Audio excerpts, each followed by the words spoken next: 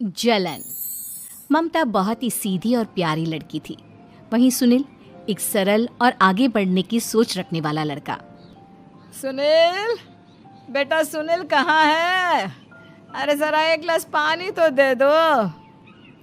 हाँ माँ, अभी आया। क्या माँ, पानी तेरे सर के पास ही तो रखा है। क्या हो गया है, तबीयत खराब है क्या? अरे नहीं नहीं, वो उठने का मन ही नहीं कर रहा था तो देखा ही नहीं। वैसे क्या कर रहा है? यहाँ बैठना मेरे पास। माँ पढ़ रहा था। वो क्या है ना, नौकरी में तो वक्त नहीं मिलता, अब ऑफिस से घर आकर ही तो वक्त मिलता है। अच्छा ठीक है, पढ़ ले जा बेटा।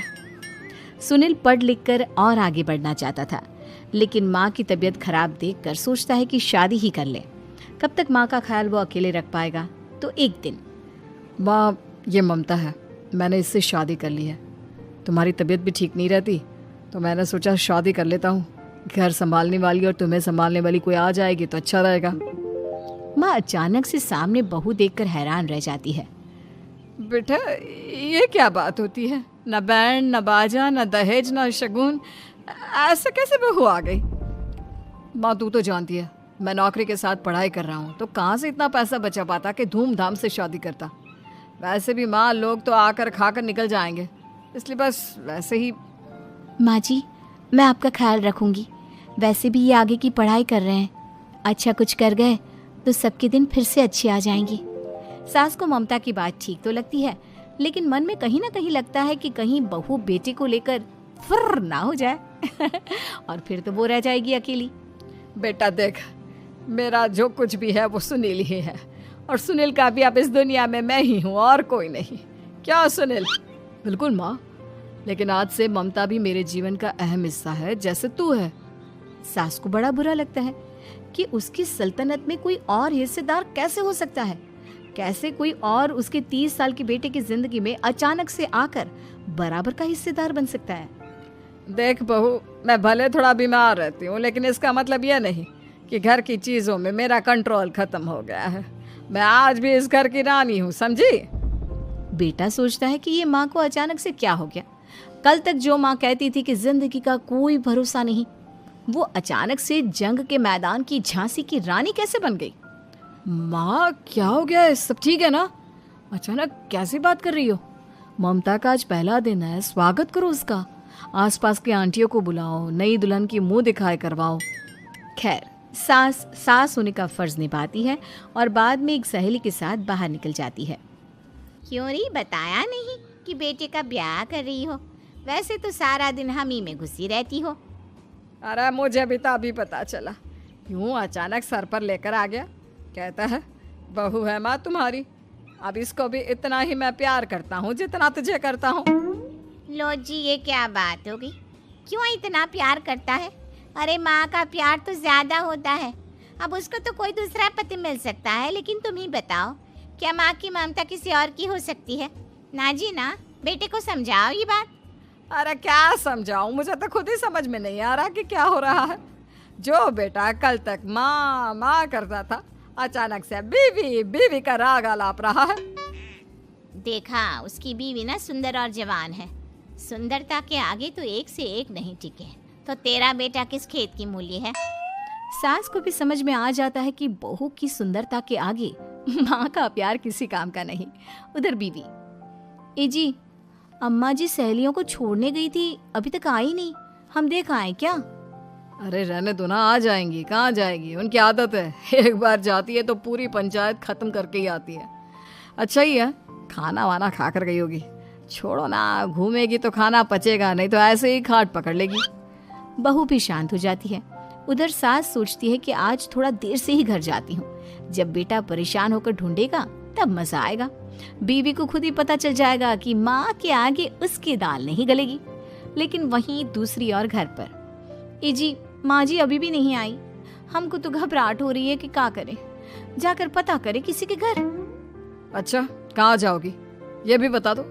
पहला दिन है तुम्हारा इस घर में और एक ही दिन में मोहल्ला छानोगी क्या? हाँ, तो आप भी तो नहीं जा रहे हैं ना, हमको फिक्र हो रही है। अरे यार, ये रोज का है अम्मा का, खाओ और सो जाओ। बस फिर क्या था। बेटा बहू खाना खाते हैं और कमरे में सोने चले जाते हैं। उधर जब सास को कोई देखने नहीं आता तो वह हार कर घर आ जाती है, जहाँ वो देखती है कि सारे घर की लाइट्स बंद है। सास को गुस्सा आता है। बहू, ममता बहू कहाँ हो? लेकिन सारे दिन की थकी बहू को ऐसी नींद आती है जैसे किसी ने भांग की गोली खिला दी हो। वो तो नहीं उठती। उठकर आ जाता है बेटा। क्या बात है अम्मा, काहे चिल्ला रही हो? अरे सो जाओ ना, सुबह की थकी है बहू, वो सो रही है। जोर से बोलोगी तो नींद खुल जाएगी उसकी। माँ को गुस्सा आ जाता है। फिलहाल तो सो जाती है, लेकिन मन ही मन ढेर सारा जहर बहू के लिए भरा होता है। सुबह बहू चाय बना रही होती है कि सास धीरे से गैस तेज कर देती है, जिससे चाय का बर्तन जल जाता है। और जैसे ही बहू चाय का बर्तन उठाती है उसका हाथ जल जाता है। मेरा हाथ जल गया। वो जोर जोर से चिल्लाकर इधर उधर भागती है कि सास थोड़ी देर में उसके हाथ में पानी डाल देती है। हाय रे बहू, क्या कर रही हो? पहली बार रसोई छुई हो क्या? सासू माँ गलती से गैस तेज रह गई थी और बर्तन जल गया, जिससे मेरा हाथ जल गया। हाय रे, कितना गंदा दाग। छी छी छी छी, मुझे तो उल्टी आ रही है तेरा गला हुआ मांस देखकर। तू ना मुझे अभी साथ से खाना मत लगाना। बहू भी खुद का हाथ देखती है तो उसे भी रोना आ जाता है। कुछ दिनों के बाद सास की सहेली आती है। बहू चाय बनाकर लाती है। उसके जाने के बाद सहेली कहती है, बहू की सुंदरता ऐसी है कि कोई भी दीवाना हो जाए। वैसे तेरे बेटे का क्या हाल है? अरे वैसा ही है, बहू के पीछे लट्टू। क्या करूं, कुछ समझ में नहीं आ रहा। मैंने तो बहू के चेहरे पर दिवाली के पटाखे की चक्री फेंक दी, उसका पूरा चेहरा जल गया। अब देखो ना रही सुंदरता, और ना ही अब मेरा बेटा उसे पूछता है। अरे अब तो वो उसे छोड़कर दूसरी भी देखने को बोल गया है मुझे। बहू सारी बात सुन रही होती है। आंटी एक बात बताइए, क्या भरोसा है कि दूसरी सही आए और आपके अनुसार रहे? देखिए आंटी, मेरी सासू माँ को गलत बात सिखाने की जरूरत नहीं है। हमारा परिवार साथ में खुशी से रह रहा है। देख बहू, मेरी सहेली की बेइज्जती ना कर, वही अच्छा रहेगा तेरे लिए, समझी? बहू नहीं मानती है। वो बार बार उनकी सहेली को घर से निकल जाने को कहती है। तभी सास की सहेली पास के चूल्हे से लकड़ी लाकर बहू के चेहरे पर लगा देती है। बहू जोर जोर से रोने लगती है। अरे ये क्या कर दिया? मैंने कहाँ किया, ये तो तूने किया। तू ही नहीं चाहती थी कि बहू बेटे के साथ रहे, भला मैं क्यों करूंगी? मैं तो चली, निपटो अब। बहू रो रही होती है, दर्द से चिल्ला रही होती है, लेकिन सास उसे डॉक्टर के पास नहीं ले जाती। तभी पति आता है।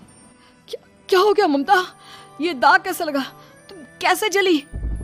ममता कुछ नहीं कहती, बस दर्द से करा रही होती है। पति माँ की तरफ देखता है। हो ना हो माँ, ये पक्का आपका काम है। आप ही ममता से जला करती थी ना।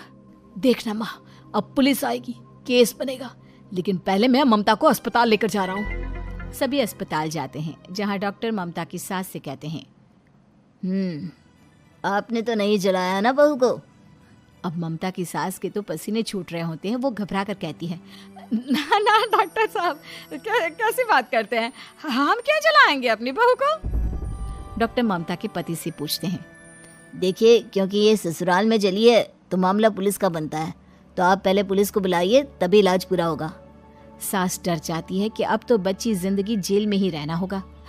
रहने दीजिए ना, पुलिस को क्यों बुलाना? सारी हंसी खत्म हो जाएगी जब पुलिस के डंडे पड़ेंगे। बहू को जलाना भले ही बहुत आसान हो, लेकिन उसके बाद सारी जिंदगी जेल की हवा खाना। सास डर जाती है। पुलिस आती है। पास लेटी दर्द से करा रही ममता स्टेटमेंट देती है। तो क्या हुआ था? कैसे जली आप? ममता पास खड़ी सास को देखती है। बेटी बताओ, कैसे जल गई तुम? ओए, काका का किरण वाली शाहरुख, चुप, बिल्कुल चुप। सास चुप। सभी इंतजार करते हैं कि ममता क्या बोलेगी। जी मैं खाना बना रही थी, लकड़ी उड़कर मेरे ऊपर गिर गई और मैं जल गई। सास बहू की बात सुनकर रोने लगती है। देखा माँ, कितनी समझदार है ममता। ये चाहती तो, हाँ बेटा, ये चाहती तो मैं आज जेल में होती। मुझे माफ कर दे, मैं आगे से अभी कभी ऐसा नहीं करूंगी। बहू के साथ मिलकर रहूंगी, मुझे माफ कर दे।